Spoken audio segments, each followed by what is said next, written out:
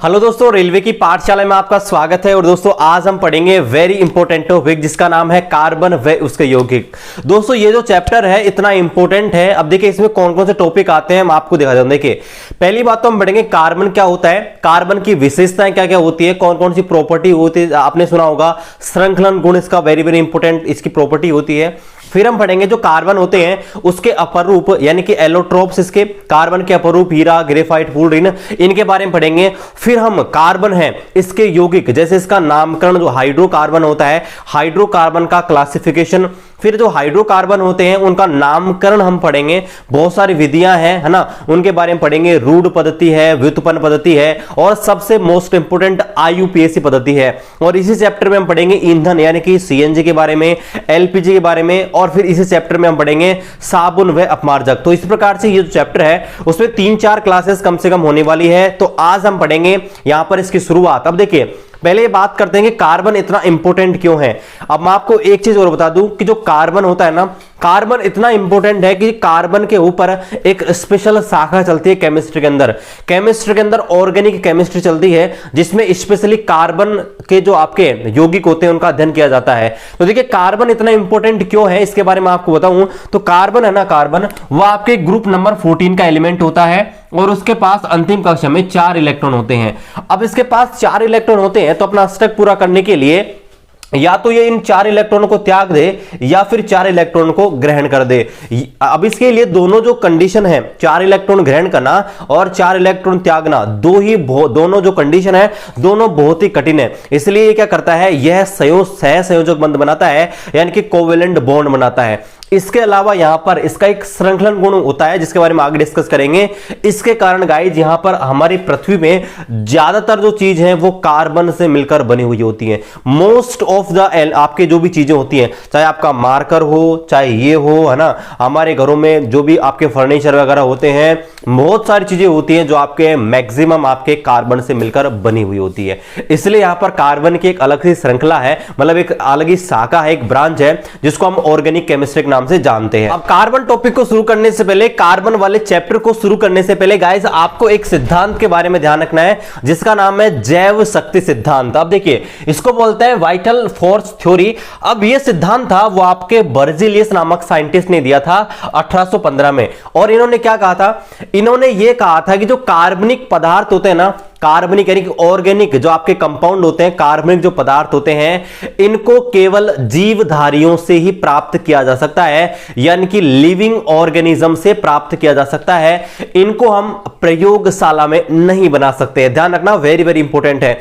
यानी कि बर्जीलियस ने 1815 में एक सिद्धांत दिया जिसे बोलते हैं जैव शक्ति सिद्धांत। और इन्होंने कहा कि जो कार्बनिक पदार्थ होते हैं यानी कि ऑर्गेनिक कंपाउंड होते हैं उनको हम प्रयोगशाला में, लैब में नहीं बना सकते हैं। ये सिर्फ और सिर्फ जो पेड़ पौधे होते हैं, जीव जंतु होते हैं, उनसे हमको प्राप्त होते हैं।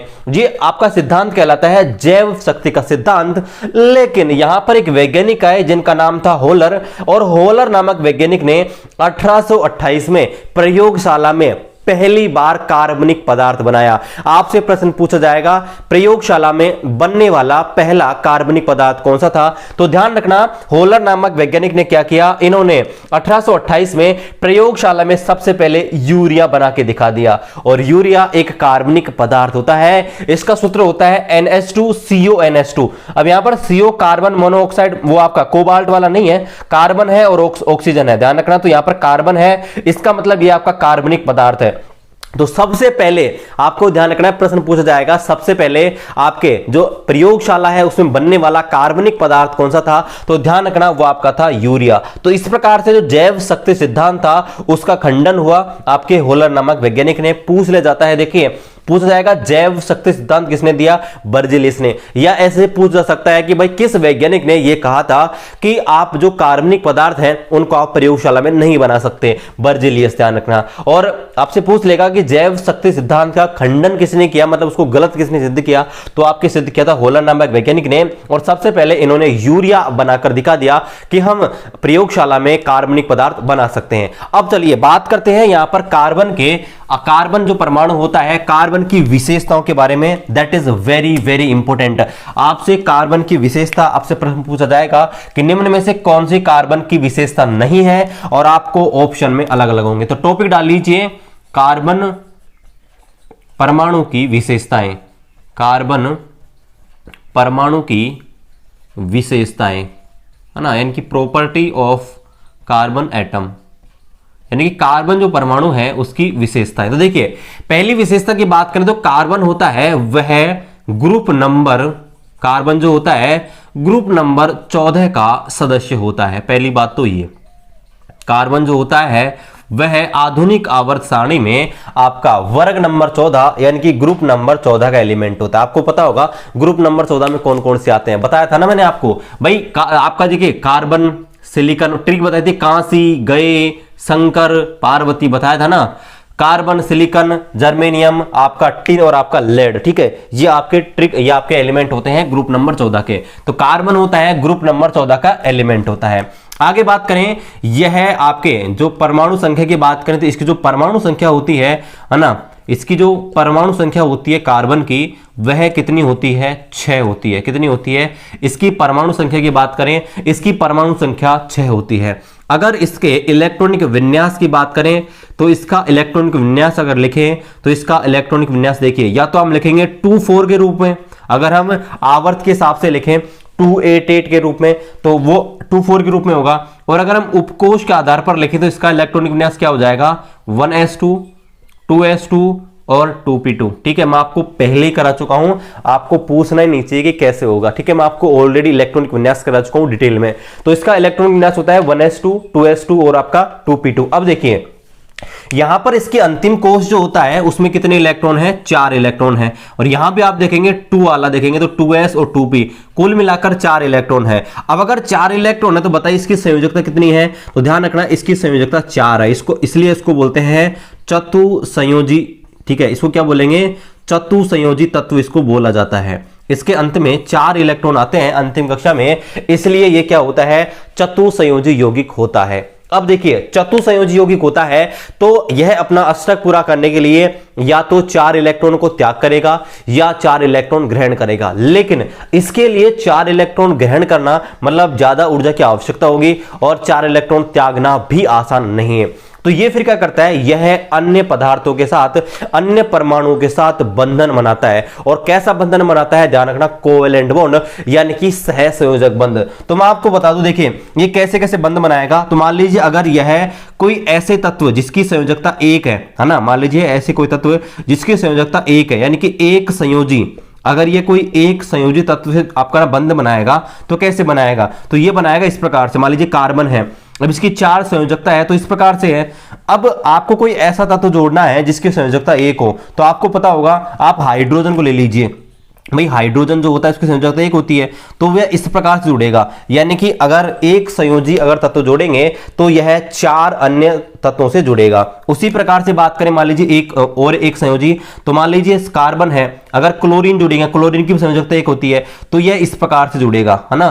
तो इसका मतलब है हम ये कहना चाहते हैं, अगर आपका कार्बन है, किसी एक संयोजी तत्व है, एक संयोजी परमाणु है, उससे अगर बॉन्ड बनाएगा तो कैसा बंध बनाएगा, वो 4 परमाणु जुड़ेंगे इसके साथ। मान लीजिए अगर आपका कार्बन है वो किसी द्विसंयोजी से जुड़ता है, किससे जुड़ता है, द्विसंयोजी से, तो फिर क्या होगा, यानी कि जिसकी संयोजकता मान लो 2 है। अब 2 संयोजकता किसकी होती है, याद कीजिए, मान लीजिए किसकी है, आपके ऑक्सीजन की है ना। तो सीधा सा एग्जांपल ले लेते हैं CO2। तो देखिए CO2 में कैसे जुड़ेगा ये, भाई कार्बन है, कार्बन की संयोजकता कितनी है, 4, तो 2 तो इसके साथ बना लेगा और 2 इसके साथ बना लेगा। इस प्रकार से इसकी 4 संयोजकताएं पूरी हो जाती हैं और यहां भी इसकी 4 संयोजकताएं पूरी हो जाती हैं। ठीक है, और मान लीजिए यह किसी ऐसे तत्व से जुड़ता है जिसकी संयोजकता 3 हो, फिर क्या होगा, है ना, यानी कि त्रिसंयोजी तत्व से, मान लीजिए त्रिसंयोजी तत्व से जुड़ेगा तो फिर क्या होगा, अगर ये त्रिसंयोजी तत्व से जुड़ेगा, मान लीजिए एग्जांपल ले लेते हैं HCN। ठीक है, तो अगर ये इससे जुड़ेगा HCN से तो कुछ इस प्रकार से जुड़ेगा। देखिए ये कार्बन है तो ये नाइट्रोजन से तो 3 बंध जुड़ लेगा, है ना, 3 संयोजकता यहाँ पर हो गई, और एक हाइड्रोजन से इधर जुड़ेगा। तो इस प्रकार से यह अपनी संयोजकता इस प्रकार से गाइज या तो एक बंध बनाकर यानी सिंगल बॉन्ड, या फिर डुअल बॉन्ड, या फिर ट्रिपल बॉन्ड, यानी कि यह 3 प्रकार के बंध बनाता है। ध्यान रखना, कार्बन 3 प्रकार के बंध बनाता है, सिंगल बंध इस प्रकार से, द्विबंध इस प्रकार से, और त्रिबंध इस प्रकार से, और अपनी संयोजकता है उसको यहां पर पूरी कर लेता है ना, और अपना जो अष्टक है उसको यह पूरा कर लेता है इस प्रकार से। चलिए यहां पर और भी इसकी प्रॉपर्टी है, उनका भी डिस्कशन करेंगे, लेकिन फिलहाल इसको आप नोट डाउन करना चाहे नोट डाउन कर लीजिए, ठीक है। फिर इसको रिमूव करते हैं और फिर आगे इसकी और प्रॉपर्टी है, जैसे इसका श्रृंखलन गुण है उसके बारे में डिस्कस करते हैं।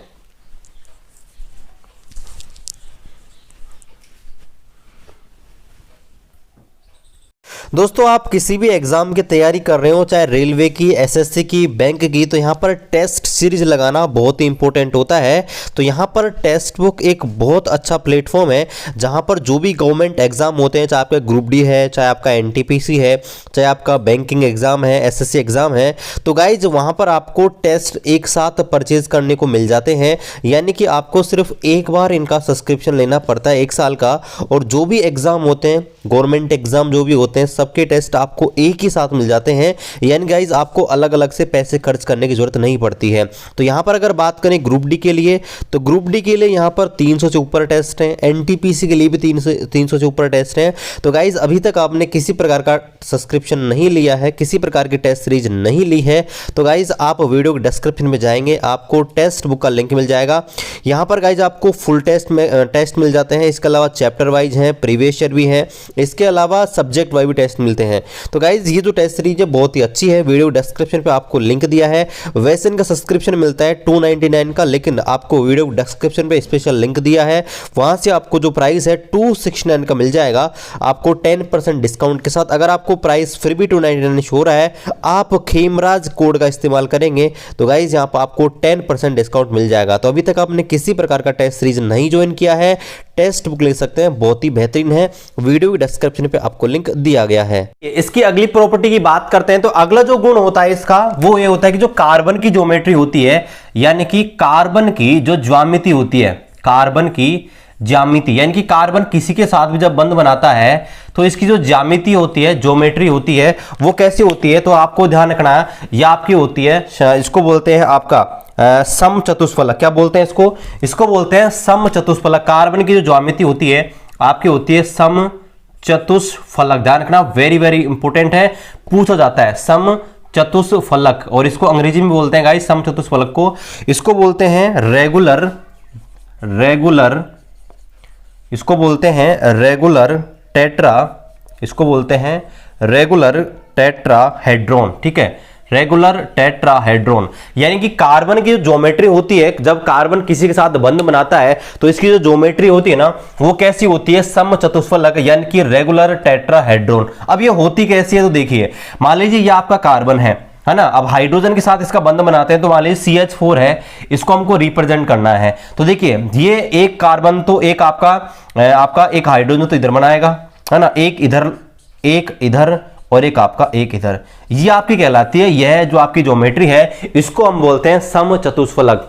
इस चतुष्फलक में क्या होता है, इसमें आपको ध्यान रखना है कि दो आपके जो बंध होते हैं, जो बंध कोण होता है ना, यहां पर जो बंध कोण होता है, बॉन्ड एंगल, वो आपके ध्यान रखना है कि 109 डिग्री और आपके 28 मिनट का होता है। ये प्रश्न पूछ जाता है, आपसे पूछ लेगा भाई मेथेन जो होता है CH4, उसमें जो बंध कोण होता है, बॉन्ड एंगल होता है, वो कितना होता है, ध्यान रखना। जो एथेन आपका जो मेथेन होता है CH4, उसमें जो बॉन्ड एंगल होता है ना, बॉन्ड एंगल क्या होता है भाई, दो निकटवर्ती बॉन्ड जो हैं, एक बंध ये बन रहा, एक बंध ये बन रहा, तो इनके बीच का जो कोण होता है ना, वह कितना होता है आपका 109 डिग्री 28 मिनट का होता है। ध्यान रखना, that is very very important, आपसे पूछ लेगा। तो ध्यान रखना, मेथेन की जो संरचना होती है, इसमें आपका बंध कोण होता है 109 डिग्री और आपका 28 मिनट। चलिए इसके बाद में आपकी जो कार्बन है, इसकी अगली प्रॉपर्टी की बात करें, तो कार्बन में क्या पाया जाता है, वेरी वेरी इंपॉर्टेंट, जिसको हम बोलते हैं श्रृंखलन गुण। क्या बोलते हैं इसको? श्रृंखलन गुण, कार्बन का श्रृंखलन गुण। अब देखिए इसको अंग्रेजी में क्या कहते हैं, इसको मैं देख लेता हूं, ठीक है। कार्बन का श्रृंखलन गुण है, इसको अंग्रेजी में बोलते हैं आपका, जो कार्बन का श्रृंखलन गुण है इसको हम बोलते हैं कैटेनेशन, ठीक है, इसको बोलते हैं कैटेनेशन प्रॉपर्टी, ठीक है। अब देखिए ये क्या चीज होती है कैटेनेशन। अब देखिए होता क्या है कि जो आपका जो कार्बन होता है ना, कार्बन, उसमें ये प्रॉपर्टी पाई जाती है कि यह अन्य कार्बन परमाणु के साथ मिलकर अपनी जो श्रृंखला है उसको बहुत ही बड़ा कर लेता है ना। कार्बन का एक विशिष्ट गुण होता है जिसमें ये क्या करता है कि अन्य कार्बन परमाणुओं के साथ जुड़कर एक लंबी चेन का निर्माण कर लेता है, एक लंबी श्रृंखला का निर्माण कर लेता है, और उसे हम क्या बोलते हैं, उसे बोलते हैं इसका श्रृंखलन गुण। जैसे मान लीजिए आपका कार्बन है, उसने देखिए इस प्रकार से बहुत सारे कार्बन हैं, इनको जोड़ लिया है ना। तो यहां पर अगर मैं इनको आपके हाइड्रोजन से पूर्ति करूं तो इस प्रकार से बनेंगे, हाइड्रोजन हाइड्रोजन इधर, है ना। तो इस प्रकार से यहां पर प्रॉपर्टी पाई जाती है आपके कार्बन की कि यह अन्य कार्बन से जुड़कर अपनी श्रृंखला है इसको बहुत बड़ा कर लेता है। इस प्रॉपर्टी को बोलते हैं इसका श्रृंखलन गुण, है ना। मान लीजिए और देखें, मान लीजिए हम यहां पर देखें तो जैसे मान लीजिए बेंजीन की संरचना देख लें तो बेंजीन में इस प्रकार से होता है। बेंजीन में यह इस प्रकार से, देखिए यहां पर देखिए बेंजीन जो होता है इसमें यह इस प्रकार से अपना एक डबल बॉन्ड, है ना, एक डबल बॉन्ड, एक सिंगल, एक डबल, एक सिंगल, एक डबल, एक सिंगल, इस प्रकार से होता है। और यहां पर होता है CH2, हमेशा CH2 CH2 CH2 CH2 और यहां पर CH2। ये आपकी होती है बेंजीन की संरचना, ठीक है। और इसको बोलेंगे, देखिए 1 2 3 4 है तो इसको हम बोलेंगे ब्यूटेन। तो यहां पर क्या होता है कि कार्बन का एक विशिष्ट गुण होता है जिसमें क्या होता है कि बहुत सारे कार्बन श्रृंखलाओं से जुड़कर यह अपने जो चेन है इसको बहुत ही बड़ा कर लेता है। इस प्रॉपर्टी को बोलते हैं इसका श्रृंखलन गुण। ये विशिष्ट गुण होता है और इसी कारण देखो पहली बात तो ये श्रृंखलन गुण, और दूसरा कारण क्या है इसकी 4 संयोजकता पाना। इसके कारण गाइस जो आपका कार्बन है एक विशिष्ट आपका क्या बन जाता है, विशिष्ट तत्व तो बन जाता है, और इस कारण से यह हमारी प्रकृति में लगभग सब जगह पाया जाता है। अब यहां पर ये जो इंपॉर्टेंट है, ये बहुत इंपॉर्टेंट है, इसके बारे में आपको डिस्कस करते हैं। देखिए बेंजीन के बारे में आपको मैं एक स्पेशल चीज बताऊं। देखिए बेंजीन है, इसकी ज्योमेट्री देखिए, चाहे आप तो ऐसे बना दो, है ना, या फिर बेंजीन की आप ज्योमेट्री इस प्रकार से बना सकते हो। देखो ऐसे बेंजीन की जो आपकी संरचना है वो इस प्रकार से होती है। इसमें क्या होते हैं आपके 6 कार्बन होते हैं और आपके 6 ही क्या होते हैं। ओके गाइस, यहाँ पर ये CH2 नहीं आएगा, CH आएगा, ठीक है, गलती से मैंने लिख दिया है, CH2 नहीं आएगा, यहाँ पर CH आएगा, ठीक है। इसका सूत्र होता है आपका C6H6 होता है, ध्यान रखना, C6H6 होता है, इसको हम बोलते हैं बेंजीन, ठीक है। ये इंपॉर्टेंट क्यों है, ठीक है, वो मैं आपको करा रहा हूं। अब देखिए इसमें क्या होता है, जितने कार्बन होते हैं उतने हाइड्रोजन होते हैं और एकांतर क्रम में ड्यूअल बॉन्ड होता है। मान लीजिए अगर इधर आपने डबल बॉन्ड लगा दिया तो इसको छोड़ दो, फिर एक यहां लगा दो, इसको छोड़ दो, एक यहां पर लगा दो। इस प्रकार से गाइस यहां पर इसकी संरचना होती है, या इसको आप इस प्रकार से रिप्रेजेंट कर सकते हो भाई, CH इधर, CH इधर, CH इधर, CH इधर, ये CH इधर, ये CH इधर, और एक डबल बॉन्ड, एक सिंगल बॉन्ड, एक डबल बॉन्ड, एक सिंगल बॉन्ड, एक डबल बॉन्ड, एक सिंगल बॉन्ड। इस प्रकार से इसकी गाइस आपके ज्योमेट्री होती है। अब देखिए यहां पर प्रश्न क्या बनते हैं। पहली बात तो आपको सूत्र पता होना चाहिए बेंजीन का सूत्र होता है C6H6। दूसरी बात ये यहां पर जो प्रश्न पूछे जाते हैं ना वो पूछ जाते हैं सिंगल बॉन्ड और आपके पाई बॉन्ड। अब देख आप यहां पर आपको ध्यान रखना, एक तो होता है ये, इसको बोलते हैं हम सिग्मा बॉन्ड, ध्यान रखना क्या होता है, इसको हम बोलते हैं सिग्मा बॉन्ड। एक आपका होता है ये, इसको हम बोलते हैं पाई बॉन्ड, ठीक है, इसको हम बोलते हैं पाई बॉन्ड। अब देखिए कैसे पहचानेंगे, आपसे प्रश्न पूछ लेगा कि बताइए बेंजीन में कितने सिग्मा बॉन्ड है और बेंजीन में कितने पाई बॉन्ड है ना, कैसे पहचानोगे। तो आज मैं आपको वो तरीका बता रहा हूं जिससे आप कोई सा भी आपको यौगिक दे रखा है उसमें आप सिग्मा और पाई बॉन्ड पहचान सकते हैं। देखिए पहली बात तो बात करते हैं कि सिग्मा और पाई बॉन्ड है क्या। तो यह सह संयोजक जो बंध होना है, आपका जो कोवेलेंट बॉन्ड होता है, सह संयोजक बंध होता है, उसी के ही प्रकार होते हैं। और एक चीज आप नोट करना कि यहां पर जो सिग्मा बॉन्ड है और पाई बॉन्ड है, इसमें सिग्मा बॉन्ड है वो अधिक शक्तिशाली होता है, अधिक पावरफुल होता है। ये 2018 में पूछा भी गया है कि सिग्मा बॉन्ड और पाई बॉन्ड है, इनमें से कौन सा अधिक क्या होता है, कौन सा अधिक पावरफुल होता है ना। तो ध्यान रखना कौन सा प्रबल होता है, सिग्मा वाला। अब कैसे पहचान करेंगे, तो ध्यान रखना सिग्मा बॉन्ड है, सिग्मा बॉन्ड की पहचान कैसे करते हैं, जितने भी एकल बंध हैं उनकी संख्या को हम सिग्मा बॉन्ड कहते हैं।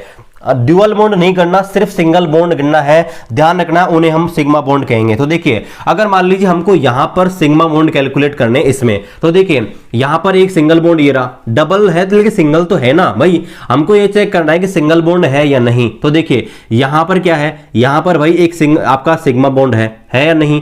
यहां पर देखेंगे एक सिग्मा बॉन्ड है, हमको ये चेक करना है कि एक बंद है या नहीं, 2 है 3 है उससे कोई मतलब नहीं है, लेकिन एक बंद होना जरूरी है। तो अगर इस वाले को चेक करें एक सिग्मा बॉन्ड, यहां पर चेक करें एक सिग्मा बॉन्ड है ना, और यहां पर इसकी ज्योमेट्री में एक हाइड्रोजन इधर होता है, एक हाइड्रोजन इधर, एक इधर, एक इधर, एक इधर, इस प्रकार से होते हैं, है ना। यहां पर होता है C, यहां होता है C, है ना, और यहां होता है C, और यहां होता है C, यहां इस प्रकार से आपकी संरचना होती है बेंजीन की। अब देखिए आपको बेसिकली यहां पर चेक क्या करना है, आपको ये चेक करना है कि भाई कितने यहां पर सिंगल बॉन्ड हैं। तो देखिए पहली बात तो ये इस कार्बन और इस हाइड्रोजन के बीच एक सिग्मा हो जाएगा, यानी सिंगल बॉन्ड। यहां पर देखिए इसके बीच एक सिग्मा, इसके बीच एक सिग्मा, इसके बीच, इन दोनों के बीच यहाँ पर कार्बन है, यहाँ पर हाइड्रोजन है, यहाँ सिग्मा, यहाँ इन दोनों के बीच सिग्मा, यहाँ सिग्मा। देखिए टोटल कितने हो गए, 6 तो ये हो गए। इसके अलावा देखिए, इसके अलावा यहां देखिए ये इन दोनों के बीच डबल बॉन्ड है, इस कार्बन के बीच, लेकिन डबल हो या सिंगल हो, भाई सिंगल तो है ना, तो यहां पर एक सिग्मा ये हो गया, ठीक है। इन दोनों के बीच ये कार्बन और एक कार्बन के बीच एक सिंगल बॉन्ड है, तो यहां पर एक सिग्मा ये हो गया। इन दोनों के बीच डबल बॉन्ड है लेकिन सिंगल तो है ना, तो हमको भी एक सिग्मा। यहां पर देखोगे तो यहां पर एक सिग्मा, और यहां पर देखोगे तो एक सिग्मा। इसका मतलब क्या है, टोटल जो सिग्मा बॉन्ड हो गए वो यहां पर 12 सिग्मा बॉन्ड हो गए। और पाई बॉन्ड कब बनता है, तो ध्यान रखना पाई बॉन्ड जब बनेगा जब द्विबंध होता है तब, ठीक है।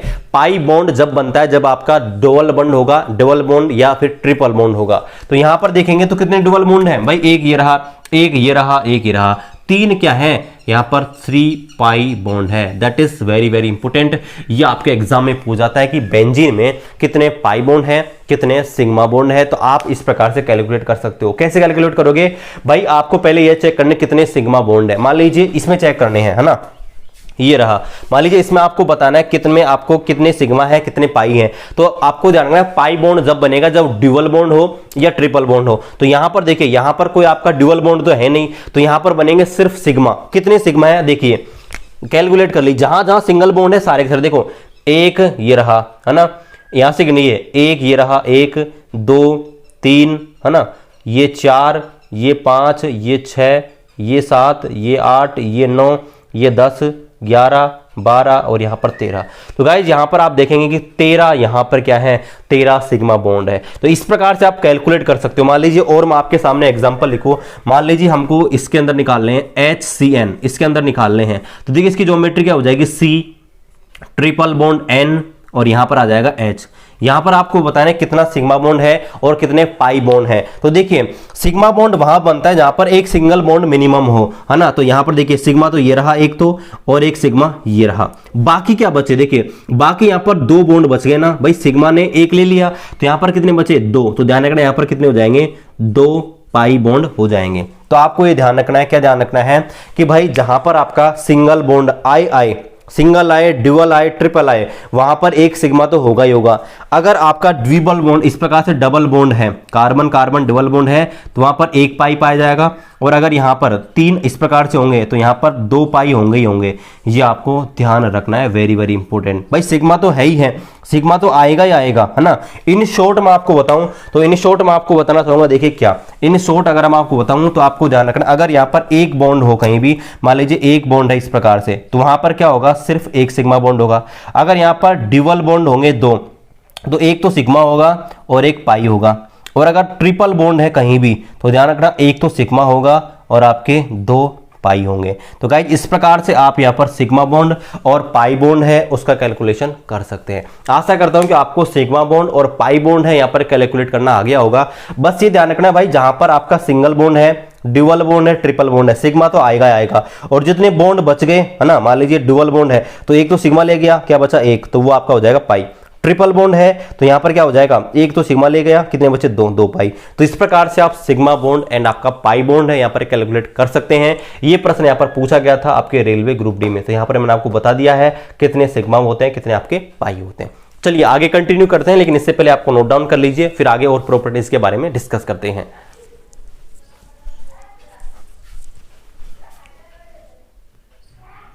अब चलिए दोस्तों अगली प्रॉपर्टी की बात करते हैं। तो अगली जो इसके गुण होता है, अगली जो प्रॉपर्टी होती है वो ये होती है कि आपका जो कार्बन है उसकी विद्युतीयता होती है, इलेक्ट्रोनेगेटिविटी होती है, वो आपके हाइड्रोजन के लगभग बराबर होती है। और इसी वजह से आपका जो कार्बन होता है वो हाइड्रोजन के साथ मिलकर हाइड्रोकार्बन का निर्माण करता है। यानी कि यह आपका कार्बन होता है और हाइड्रोजन होते हैं, दोनों मिलकर हाइड्रोकार्बन का निर्माण करते हैं। तो हाइड्रोकार्बन पूछ ले भाई हाइड्रोकार्बन होते क्या है, तो हाइड्रोजन और कार्बन इसके यौगिकों को ही हम हाइड्रोकार्बन कहते हैं। तो देखिए यहां पर आपको मैं कुछ इलेक्ट्रॉन बिंदु स्ट्रक्चर यहां पर आपको बता रहा हूं, क्योंकि ये आपके एग्जाम में पूछ जाते हैं। तो अगला टॉपिक आप डाल सकते हो इसी में ही, इलेक्ट्रॉन बिंदु संरचना। इलेक्ट्रॉन बिंदु संरचना यानी कि इलेक्ट्रॉन डॉट स्ट्रक्चर, ठीक है, इलेक्ट्रॉन बिंदु संरचना, ठीक है, इलेक्ट्रॉन बिंदु संरचना यानी कि इलेक्ट्रॉन डॉट स्ट्रक्चर, ठीक है। तो आपके सामने में किसी भी आपका जो कोई भी आपका यौगिक है उसकी इलेक्ट्रॉन डॉट संरचना आपके सामने लिख के बताऊंगा कि अगर आपसे एग्जाम में पूछ ले निम्न में से ये किसकी इलेक्ट्रॉन डॉट संरचना है, या आपको एग्जाम्पल देके पूछ ले कि बताइए इसकी इलेक्ट्रॉन डॉट संरचना कौन सी है, तो आप कैसे पता लगाएंगे। तो देखिए मैं आपके सामने 2-3 एग्जाम्पल ले लेता हूं। सबसे पहले मैं आपको लेता हूं बड़ा सिंपल सा, जिसको हम बोलते हैं मेथेन। क्या बोलते हैं इसको, मेथेन। और इसको मार्स गैस बोलते हैं, इसका सूत्र होता है CH4, ठीक है। अब देखिए इसका जो आपका जो इलेक्ट्रॉन डॉट, इसका जो आपका इलेक्ट्रॉन डॉट स्ट्रक्चर होगी वो कैसे होगी, देखिए। तो हमें क्या करना पड़ेगा, हमें बनाना होगा एक तो कार्बन और एक 4 हाइड्रोजन। तो देखिए एक कार्बन बना दिया इस प्रकार से और 4 हाइड्रोजन बना दिए, 1 2 3 और 4। अब देखिए इलेक्ट्रॉन डॉट स्ट्रक्चर दिखाने के लिए आपको इनके इलेक्ट्रॉन याद होने चाहिए, इलेक्ट्रॉन लिखने पड़ेंगे। तो देखिए हम जानते हैं कार्बन होता है, कार्बन आपके वर्ग 14 का एलिमेंट होता है। तो इसके अंतिम कोष में कितने इलेक्ट्रॉन होंगे, 4। भाई 14 वर्ग का है तो इसके पास कितने इलेक्ट्रॉन है, 4। तो मैंने यहां पर इसके जो इलेक्ट्रॉन है ना उनको यहां पर ऐसे बिंदी यानी कि डॉट के रूप में आपका रिप्रेजेंट कर दिया इस प्रकार से, ठीक है। 4 इलेक्ट्रॉन थे, मैंने इन चारों को इस प्रकार से रिप्रेजेंट कर दिया। और हाइड्रोजन जो होता है, हाइड्रोजन आपके ग्रुप नंबर 1 का होता है, इसलिए हाइड्रोजन के पास कितना इलेक्ट्रॉन होता है, सिर्फ 1। और हाइड्रोजन के इलेक्ट्रॉन को मैंने क्रॉस यानी कि एक्स से रिप्रेजेंट कर दिया।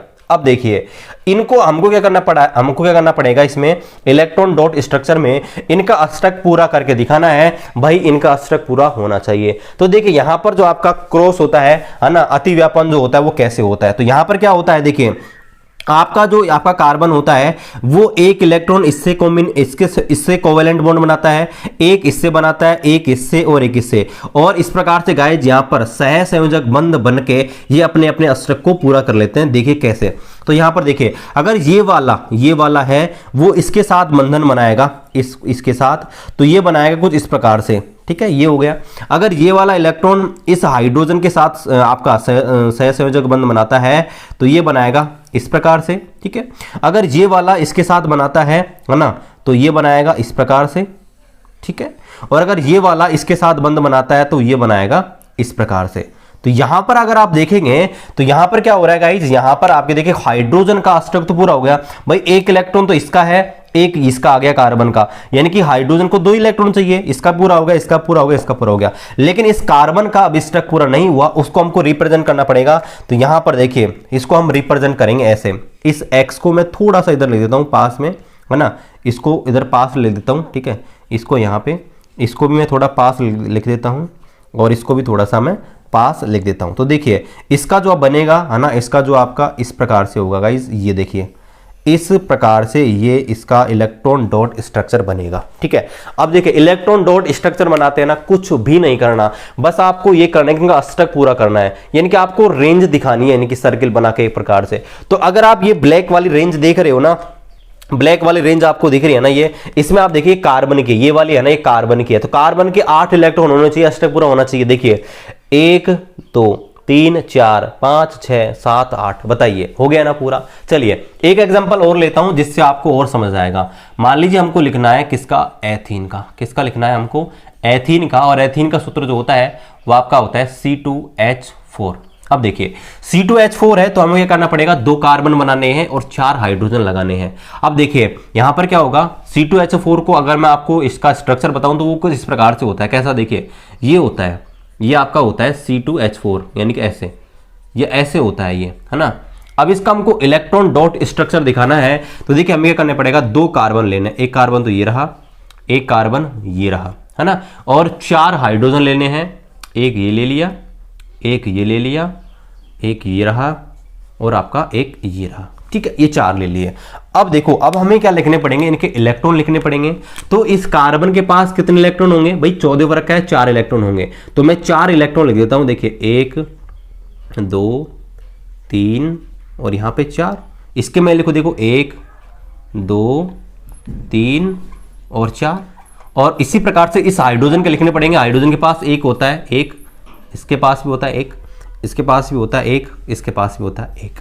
अब हमें क्या करना पड़ेगा, सिर्फ एक सर्किल बनाना है और उस सर्किल में क्या होना चाहिए, इनके अष्टक पूरा होना चाहिए। हाइड्रोजन का बनाना आपको सिखाया था, कुछ नहीं करना भाई, ऐसे बनाना है। तो देखिए इस हाइड्रोजन के पास 2 इलेक्ट्रॉन चाहिए थे, 2 हो गए। इसका देखिए, इसका बनाएंगे, इसका इस प्रकार से बनेगा, इस हाइड्रोजन का इस प्रकार से बनेगा, है ना, इस हाइड्रोजन का इस प्रकार से बनेगा। अब देखो, अब बात हो रही है इन दोनों कार्बन की कि भैया इन दोनों कार्बन के कैसे बनेंगे ताकि अष्टक पूरा होना चाहिए। तो देखिए कैसे बनेगा, इस वाले कार्बन की अगर बात करें, इस वाले की, तो देखो पहले वाले की, तो इसका बनेगा कुछ इस प्रकार से। देखो इसका बनेगा ऐसे, ये ऐसे जाके और ये बन गया, ठीक है। गिन लीजिए, पूरे 8 इलेक्ट्रॉन हो गए, 1 2 3 4 5 6 7 8। और इसका देखो कैसे बनेगा, इसका मैं बनाता हूं ब्लैक से। तो देखो इसका बनेगा ऐसे, ठीक है, इसका बनेगा इस प्रकार से, ये ऐसे और ऐसे करके, ये देखो ऐसे, ठीक है। तो ये आपका बन गया क्या, ये आपका एथीन का इलेक्ट्रॉन डॉट स्ट्रक्चर कहलाता है, ठीक है। ये आपके एग्जाम में पूछ जाता है, आपको दे देगा, बताइए किसका आपका इलेक्ट्रॉन डॉट स्ट्रक्चर है। तो आप इस प्रकार से इलेक्ट्रॉन डॉट स्ट्रक्चर है यहां पर बना सकते हो। चलिए एक और आपके लिए मैं लिख देता हूं, एक और हम इलेक्ट्रॉन डॉट स्ट्रक्चर है वो आपके लिए लिख देते हैं, जिसको हम बोलते हैं एथाइन। क्या बोलते हैं, जिसका सूत्र है एथाइन, और इसका एथाइन, उसका सूत्र होता है C2 और आपका H2। अगर C2H2 की मैं आपको स्ट्रक्चर दिखाऊं तो इस प्रकार से होती है, C ट्रिपल बॉन्ड और आपका ये H और H, ये होती है ना, ये CH, ठीक है। ये आपका होता है, इसका आपका जो रासायनिक सूत्र होता है ये। अब इसको हमको इलेक्ट्रॉन डॉट स्ट्रक्चर बनानी है, तो क्या करना पड़ेगा, 2 कार्बन और 2 हाइड्रोजन बनानी है। एक कार्बन ये रहा, एक कार्बन ये रहा, एक हाइड्रोजन ये रहा, एक हाइड्रोजन ये रहा। सबसे पहले क्या करेंगे, सबसे पहले हमको इलेक्ट्रॉन शो करने हैं। तो देखिए कार्बन के 4 इलेक्ट्रॉन बनाने हैं, है ना। तो कैसे बनाएंगे 4 इलेक्ट्रॉन, देखिए 1 इलेक्ट्रॉन, ये इसका दूसरा इलेक्ट्रॉन, ये इसका तीसरा इलेक्ट्रॉन और ये इसका चौथा इलेक्ट्रॉन, ठीक है। क्योंकि यहाँ पर 3 बॉन्ड बन रहे हैं तो 3 इलेक्ट्रॉन, 3 भाई सहसंयोजक बंध बन रहे हैं, इसका मतलब क्या है, तीनों बराबर इलेक्ट्रॉन देंगे। तो यहाँ पर देखिए, इसको अगर देखें तो यहाँ पर देखो 1 2 3 बॉन्ड है तो बीच में 3 इलेक्ट्रॉन देने पड़ेंगे। यहाँ पर आप देखोगे तो बीच में 2 हैं, मतलब 2 इलेक्ट्रॉन बदले में देगा। अब देखिए बचा 1 इलेक्ट्रॉन, तो यहाँ पर ये इस प्रकार से देगा। इस हाइड्रोजन के पास कितने इलेक्ट्रॉन है, सिर्फ 1, हमने एक्स से या क्रॉस से दर्शा दिया। अब देखो अब क्या करना है, अब भाई हमको क्या करना है, इनका आरेख बनाना है। ये हाइड्रोजन का बन गया, ये ठीक है, इसको थोड़ा दूर बनाते हैं इधर, ठीक है, इधर ये इस वाले हाइड्रोजन का बन गया, ठीक है। अब देखो ये बन गया। अब हमें क्या करना पड़ेगा, इन कार्बन का बनाना है। तो देखो इस वाले कार्बन का देखें तो देखो इस वाले कार्बन का बनेगा कुछ इस प्रकार से, देखो इस वाले कार्बन का बन गया ये, ठीक है। अब गिन लीजिए 8 इलेक्ट्रॉन, 1 2 3 4 5 6 7 8। इस वाले का गिनो, इस वाले का बनाओगे देखो ऐसे बनेगा, इस वाले का बनेगा ऐसे, ठीक है। तो गाइस इस प्रकार से बनाई जाती हैं इलेक्ट्रॉन डॉट स्ट्रक्चर, यानी कि आपका इलेक्ट्रॉन बिंदु संरचना। आशा करते हैं कि आपको समझ आ गई होगी और किसी का भी आप इलेक्ट्रॉन डॉट स्ट्रक्चर बना सकते हैं, ठीक है। चलिए आगे कंटिन्यू करते हैं, इसको आप नोट डाउन कर लीजिए, फिर आपके सामने आगे बताते हैं। और आगे यहां पर देखते हैं कि आपके जो हाइड्रोकार्बन होता है उनका क्लासिफिकेशन कैसे कैसे किया जाता है।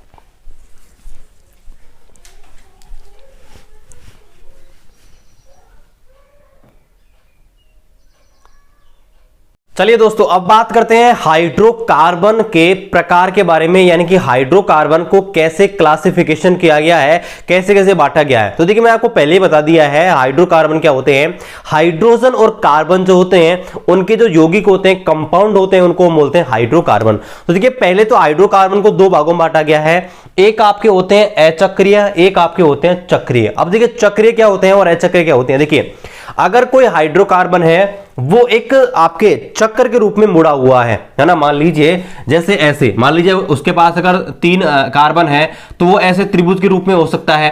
अगर 4 है तो ऐसे हो सकता है, अगर उसके पास 5 कार्बन है तो ऐसे हो सकता है, अगर 6 है तो षट्भुज के रूप में हो सकता है। अगर वो एक श्रृंखला में पैक है ना, तो उसे हम बोलेंगे चक्रीय यानी कि साइक्लिक। अगर वो खुला है ऐसे, है ना, खुला हुआ है, उसको बोलते हैं आपका डायरेक्ट ऐसे, है ना, चेन के रूप में खुला हुआ है सीधा, उसे हम बोलते हैं अचक्रीय। तो दो भागों में बांटा गया पहले तो कि एक चक्रीय यौगिक होते हैं, एक आपके अचक्रीय यौगिक होते हैं। अब देखिए जो आपके अचक्रीय होते हैं यानी कि नॉन साइक्लिक, उन्हें हम दो भागों में बांटते हैं। एक आपके होते हैं संतृप्त हाइड्रोकार्बन, एक आपके होते हैं असंतृप्त हाइड्रोकार्बन। ध्यान रखना, रेलवे ग्रुप डी में यहां से बहुत सारे प्रश्न पूछे गए हैं। आपसे पूछेगा निम्न में से कौन सा संतृप्त हाइड्रोकार्बन का उदाहरण है, ठीक है। तो कैसे, देखिए आपको ध्यान रखना है कि संतृप्त यानी कि सैचुरेटेड जो हाइड्रोकार्बन होते हैं उनमें कार्बन कार्बन के बीच एकल बॉन्ड पाया जाता है, यानी कि सिंगल बॉन्ड पाया जाता है, ये पहचान होती है। तो ध्यान रखना जिनमें भी सिंगल बॉन्ड पाया जाता है, methane, ethane, propane, butane, pentane, hexane, heptane, octane, सारे के सारे जिनमें एकल बॉन्ड पाया जाएगा वो सारे के सारे कहलाएंगे एल्केन। पहचान क्या है, इनके बीच कार्बन कार्बन के बीच एकल बॉन्ड पाया जाता है, ध्यान रखना को बोलते हैं संतृप्त। ध्यान रखना संतृप्त यानी कि सैचुरेटेड। एग्जांपल आपके सामने मैंने आपको पहले ही बता दिए हैं। चलिए दूसरे प्रकार के बारे में बात करते हैं, अचक्रीय, इनको बोलते हैं असंतृप्त यानी कि अनसैचुरेटेड। ऐसे हाइड्रोकार्बन जिनमें कार्बन कार्बन के बीच या तो द्विबंध हो या त्रिबंध हो, उन्हें हम क्या बोलते हैं, अनसैचुरेटेड। ध्यान रखना असंतृप्त, है ना। तो असंतृप्त दो प्रकार के होते हैं, एक तो द्विबंध, जिनके बीच द्विबंध पाया जाता है उन्हें हम बोलते हैं एल्कीन, और जिनके बीच ट्रिपल बॉन्ड पाया जाता है उनको हम बोलते हैं एल्काइन। एग्जांपल की बात करें तो देखिए डबल बॉन्ड में एथीन, प्रोपीन, ब्यूटीन, हेक्टीन, पेंटीन, जो भी है सारी, लास्ट में इन लगाना है बस। और आपका एल्काइन होता है, एल्काइन में क्या होता है, एल्काइन में ट्रिपल बॉन्ड पाया जाता है, एथाइन, प्रोपाइन, ब्यूटाइन। देखिए आगे मैं आपको अलग से आपके देखिए भी तो आईयूपीएससी पढ़ेंगे ना, तब आपको और बता दूंगा, लेकिन फिलहाल यहां पे आप नोट कर लीजिए कि इनका सामान्य सूत्र होता है ना, वो क्या होता है। देखिए जो आपके एल्केन होते हैं वो सबसे बड़े होते हैं, एक ही मात्रा इनके अंदर, ठीक है। अब बीच में भाई साहब आते हैं एल्कीन और लास्ट में आते हैं एल्काइन। तो देखिए शुरुआत करते हैं एल्कीन से। तो एल्कीन का सूत्र होता है ना आपका, होता है CnH2n, यानी कि जितने आपके क्या होते हैं, जितने आपके कार्बन होते हैं उससे डबल हाइड्रोकार्बन होंगे। तो इन किसी का सूत्र आप लिखेंगे, जैसे मान लीजिए एथीन का लिखना है, इसका सूत्र होता है आपका C2H4। इसका सूत्र लिखोगे आपका प्रोपेन का C3H6, इसका लिखेंगे C4H8, यानी कि जितने कार्बन होंगे उसके डबल हाइड्रोजन होंगे। तो ये आपका एथीन, एल्कीन जो होती है एल्कीन, इनका सामान्य सूत्र होता है। अब देखिए यहां पर की मात्रा है, ऐसे याद रख लीजिए, है ना, तो यहां पर डबल है। अब देखिए हम आ रहे हैं एल्काइन यानी कि का पे आ रहे हैं। का मतलब भाई स्वर व्यंजक तो आपने पढ़े हैं, मतलब डाउन करने हैं। तो ध्यान रखना 2 इलेक्ट्रॉन, वो 2 हाइड्रोजन और निकाल देंगे तो आपका बन जाएगा एल्कीन। यानी देखिए 4 थे, 6 थे, 8 थे। एथाइन की बात करें सूत्र होता है C2H2, इसका बात करें प्रोपाइन का C3H4, इसका बात करें C4H6, इस प्रकार से होते हैं। इनका सामान्य सूत्र होता है CnH2n-2। आगे मैं आपको बता दूंगा, टेंशन मत लीजिए। फिलहाल यहां पर आइए तो बात आई है, तो इसलिए मैंने आपको बता रहा हूं। CnH2n-2 इसका सूत्र होता है एल्काइन का। बात करें आपके जो एल्केन होते हैं, एल्केन देखिए बड़े एक की मात्रा इससे बड़ी है, इसका मतलब इसमें देखिए जितने कार्बन है उसका डबल करो प्लस 2 जोड़ दो, CH4, है ना, आपका C2H6, है ना, C3 और आपका H8, इस प्रकार से। इनका सूत्र होता है CnH2n+2, ये इनका सामान्य सूत्र होता है। ध्यान रखना सामान्य सूत्र पूछा गया है रेलवे ग्रुप डी एग्जाम में और आगे भी पूछा जाएगा, तो ध्यान रखना है एल्केन, एल्कीन, एल्काइन का सामान्य सूत्र आपको ध्यान रखना है। चलिए आगे बात करते हैं, ये तो आपके थे अचक्रीय। अब बात करें चक्रीय यानी कि साइक्लिक, है ना, इस प्रकार जो पैक रहते हैं उनको आपके बोलते हैं साइक्लिक। अब देखिए ये 2 टाइप के होते हैं, एक होते हैं जिनको बोलते हैं एलिसाइक्लिक, ये इनको बोलते हैं एलिफेटिक, और दूसरे होते हैं जिनको हम बोलते हैं एरोमेटिक। अब देखिए इनमें डिफरेंट क्या है, देखिए ऐसे चक्रीय हाइड्रोकार्बन जो बिना धुआं के साथ जलते हैं, यानी कि जिनको जलाया जाता है ना तो या तो धुआं नहीं देते हैं, या आपको ध्यान रखना है कि नीली लो के साथ, नीली यानी कि ब्लू, नीली लो के साथ जलते हैं, यानी कि जलाएंगे ना तो जलाने पर नीला नीला सा दिखता है, ये है ना, इनकी जो आग है ना, इनका जो प्रकाश है वो नीला नीला दिखाई देता है, उन्हें हम बोलते हैं आपका एलिसाइक्लिक हाइड्रोकार्बन या एलिफेटिक। तो इससे एग्जांपल है साइक्लोहेक्सेन, जैसे ये साइक्लोहेक्सेन है, इस प्रकार से होता है, ठीक है। अब देखिए दूसरे आपके होते हैं एरोमेटिक। एरोमेटिक की विशेषता है ये आपके धुएं के साथ जलते हैं। जब इनको जलाएंगे एरोमेटिक यौगिकों को आग में तो ये धुआं उत्पन्न करते हैं। तो ध्यान रखना ये आपके होते हैं एरोमेटिक। जैसे एग्जांपल की बात करें बेंजीन, ध्यान रखना दोनों का चित्र डायग्राम अलग अलग है। यहां पर एकांतर क्रम में डबल बॉन्ड है जबकि यहां पर सारे के सारे सिंगल बॉन्ड है। ये आपको ध्यान रखना है, ठीक है। ओके गाइस, तो ये थे आपके जो हाइड्रोकार्बन है उसका क्लासिफिकेशन, यानी कि जो हाइड्रोकार्बन होते हैं वो आपके कितने कितने किस किस टाइप से कैटेगराइज किए गए हैं। इसको आप नोट डाउन कीजिए, फिर आगे कंटिन्यू करते हैं।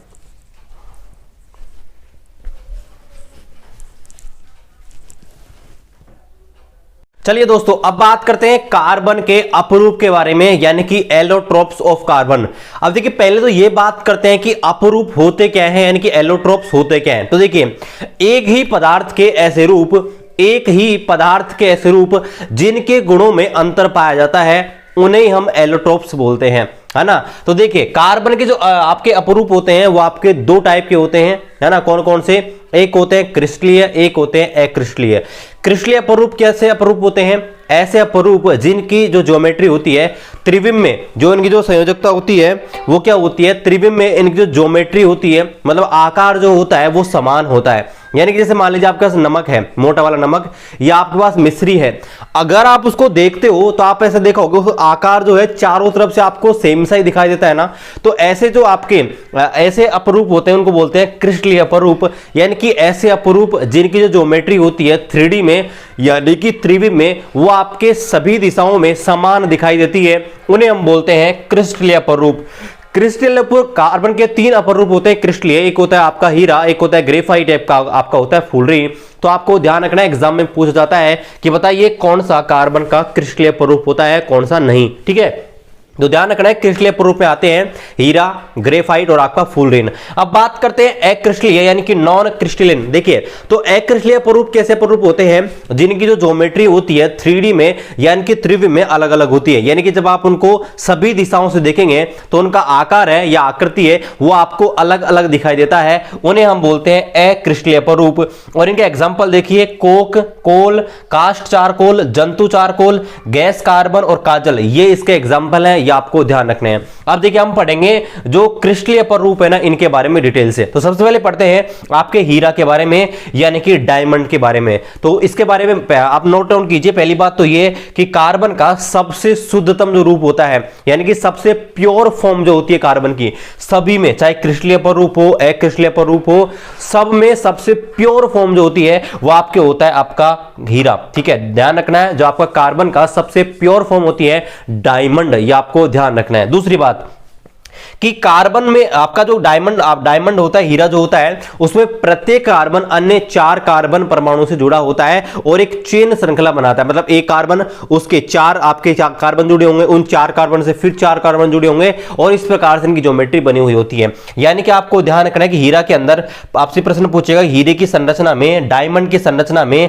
प्रत्येक कार्बन अन्य कितने कार्बन परमाणु से जुड़ा होता है? तो ध्यान रखना 4 कार्बन परमाणु से जुड़ा होता है। अब देखिए कार्बन की संयोजकता 4 है और प्रत्येक कार्बन अन्य 4 कार्बन परमाणु से जुड़ा हुआ होता है, तो इसमें मुक्त इलेक्ट्रॉन कितने हो गए? 0। और ध्यान रखना है कि धातुओं में जो इलेक्ट्रॉन का चालन होता है या जो भी पदार्थ होते हैं उनमें इलेक्ट्रॉन आपका जो विद्युत धारा का चालन होता है ना वो आपके इलेक्ट्रॉन के मूव होने के कारण होता है। अब यहां पर है हीरा के पास 4 इलेक्ट्रॉन है और 4 इलेक्ट्रॉन से और 4 कार्बन जुड़ गए, इसका मतलब इसके पास फ्री इलेक्ट्रॉन यानी कि मुक्त इलेक्ट्रॉन नहीं है। इसलिए आपको ध्यान रखना है कि डायमंड होता है, हीरा जो होता है विद्युत का कुचालक होता है, ध्यान रखना, यानी कि इसके अंदर विद्युत धारा नहीं बहती है, यह विद्युत का कुचालक होता है। आगे बात करते हैं जो आपका डायमंड होता है उसमें 2 कार्बन आप लेंगे, 2 कार्बन यानी कि 2 कार्बन के बीच जो बंद दूरी है, बॉन्ड डिस्टेंस है, वो आपकी होती है 1.54 एंगस्ट्रम। ध्यान रखना आपसे पूछा जाएगा आपका जो हीरा होता है उसमें 2 परमाणु के बीच जो दूरी होती है, डिस्टेंस होती है, वो कितनी होती है?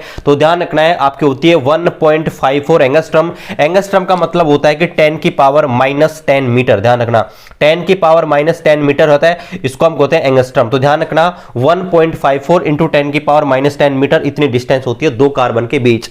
आगे बात करते हैं, यह पृथ्वी पर पाए जाने वाला सबसे कठोरतम पदार्थ है। ध्यान रखना, यह आपको ध्यान रखना कि इस पूरी पृथ्वी पर सबसे कठोरतम जो पदार्थ है, ध्यान रखना, मैं प्रश्न ये नहीं पूछ रहा सबसे कठोर धातु कौन सी है, मैं पूछ रहा हूं सबसे कठोरतम पदार्थ, तो ध्यान रखना ये आपका है हीरा। That is very very important. हीरा इस पृथ्वी पर पाया जाने वाला सबसे कठोर पदार्थ है, ध्यान रखना।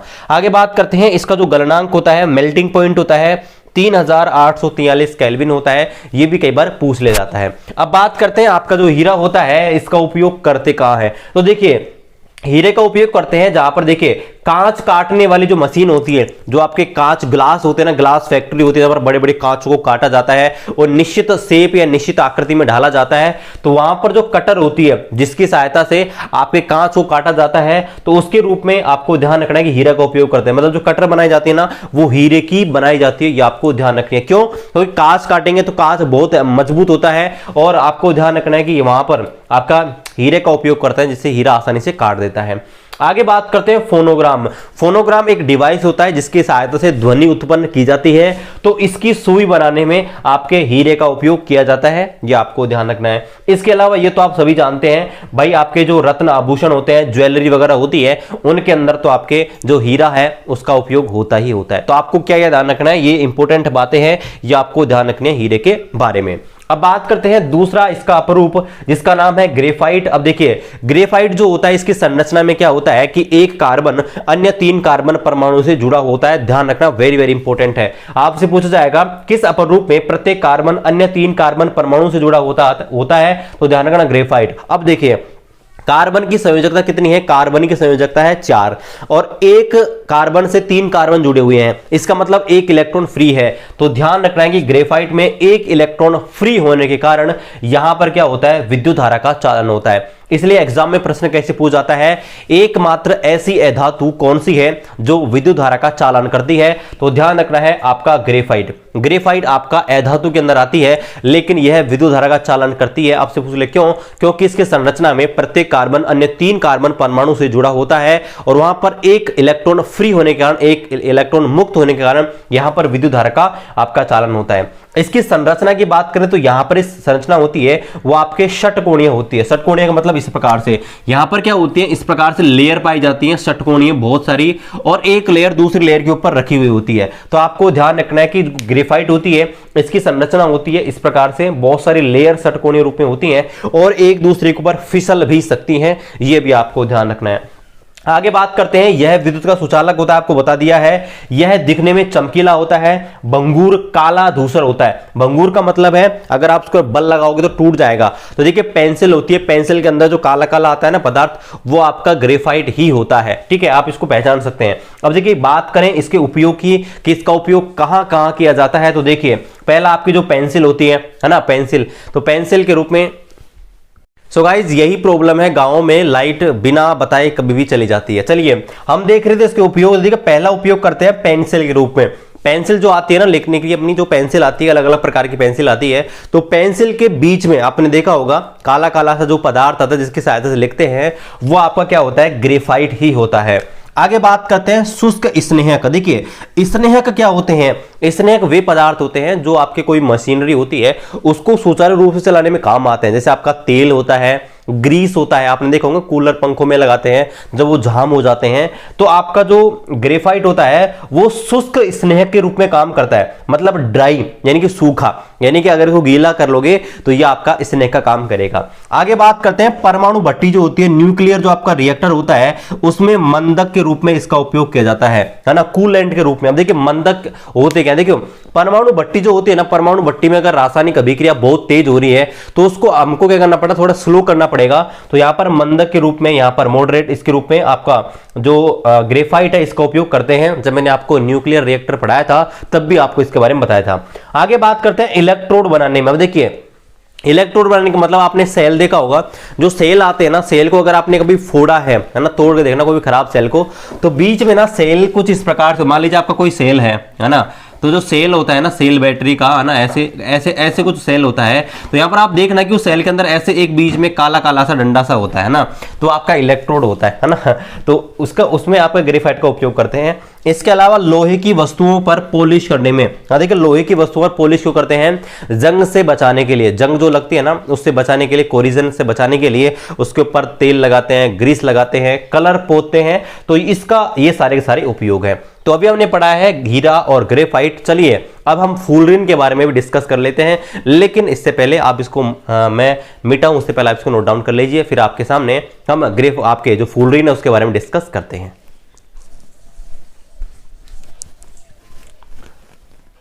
चलिए दोस्तों अब बात करते हैं आपके फुलरिन के बारे में। अब देखिए फुलरिन होता है, यह आपका तीसरा क्रिस्टलीय स्वरूप होता है। इसकी संरचना होती है ना वो आपके किसके समान होती है? देखिए इसके बहुत सारे उदाहरण देख सकते हैं। देखिए पहला तो फुटबॉल की तरह इसकी संरचना होती है, वॉलीबॉल की तरह होती है, या गुंबद जो होता है ना उसकी तुलना भी इससे करते हैं। गुंबद क्या होता है भाई? आपने कोई मंदिर देखा होगा तो मंदिर में क्या होता है ऐसे, इस प्रकार से देखिए, इस प्रकार से यहां पर क्या होता है, ये मान लीजिए ऐसे मंदिर है तो यहां पर ऐसे आपने एक ऐसे जरूर देखा होगा, ऐसे घुमावदार सा है ना, और यहां पर मान लीजिए कोई झंडा अंडा कुछ भी लगा रहता है तो इसको बोलते हैं गुंबद, है ना, ये गोल गुंबद टाइप का, है ना। तो इसके समान इसकी संरचना होती है गोलाकार सी, ठीक है। अब आपको ध्यान रखना है, पहली बात तो इसकी संरचना फुटबॉल के समान होती है। आपसे पूछ आता है कार्बन के किस अपरूप की संरचना फुटबॉल, वॉलीबॉल, है ना, कि कोई सा एग्जांपल दे सकता है, उसके समान होती है। दूसरी बात, इसका जो नाम है, नामकरण जो रखा गया है फुलरिन का, वो बकमिंस्टर फुलर के नाम पर रखा गया है। ये अमेरिका के एक क्या थे, एक प्रकार से मिस्त्री मान सकते हो आप, ठीक है, आर्किटेक्टर थे, ठीक है, आपको ध्यान रखना आर्किटेक्ट, ठीक है, ये आपको ध्यान रखना है, ये आपके आर्किटेक्ट थे किसके? अमेरिका के, और उसी के आधार पर नाम रखा गया है फुलरिन का बकमिंस्टर फुलर के नाम पर। जो आपका फुलरिन होता है वो बहुत सारे रूपों में पाया जाता है, जैसे आपका देखिए कार्बन 60, ठीक है, कार्बन 60, कार्बन 70 या इससे ज्यादा, यानी कि जो फुलरिन होता है उसमें कार्बन की संख्या 60 भी हो सकती है, 70 भी हो सकती है, या इससे ज्यादा भी हो सकती है। लेकिन इनमें से सबसे जो स्थायी होती है वो यहां पर पूछा जाता है, ध्यान रखना, कार्बन 60 जो होता है फुलरिन, है ना, आपसे पूछेगा कौन सा फुलरिन है सबसे अधिक स्थायी होता है, तो C60, यानी जिसमें कार्बन की संख्या 60 होती है, 60 होती है, वो वाला फुलरिन सबसे अधिक स्थायी होता है। ये आपको ध्यान रखना है। और ध्यान ये भी रखना है कि ये क्या होता है, विद्युत का क्या होता है, कुचालक होता है, इसमें विद्युत धारा प्रवाहित नहीं होती है। इसके उपयोग की बात करें तो देखिए इसका जो पहला उपयोग होता है वो आपके प्राकृतिक गैस जो होती है उसके शुद्धिकरण में इसका उपयोग होता है। देखिए जब हम प्राकृतिक गैस होती है, नेचुरल गैस होती है, उसको धरती के अंदर से बाहर निकालते हैं तो उसमें बहुत सारी अशुद्धियां होती हैं, उनको पृथक करने के लिए आपके इसका उपयोग किया जाता है फुलरिन का।